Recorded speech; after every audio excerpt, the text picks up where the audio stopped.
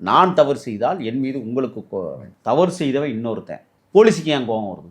ஏன் கோவம் வருது? அதுக்கு மட்டும் பதில். அவங்களுக்கு கேஸ் முடிக்கணும், இந்த மாதிரி அதுக்கு அடிப்பீங்களா, கொல்லுவீங்களா, உதப்பீங்களா, 4-5 பேர் சேர்ந்துக்கிட்டு முட்டிக்கால் போட வச்சுக்கிட்டு குண்டியில் அடிப்பீங்களா?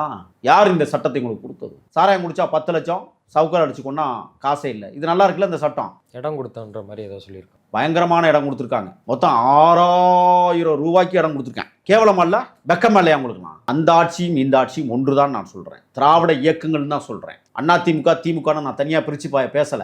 2 இயக்கங்களுமே தமிழ்நாட்டில் அப்புறப்படுத்தப்பட வேண்டிய இயக்கங்கள். 2 இயக்கமும் இந்த மண்ணை விட்டு மறைக்கப்பட வேண்டிய இயக்கங்கள். மக்கள் தயாரா இல்ல.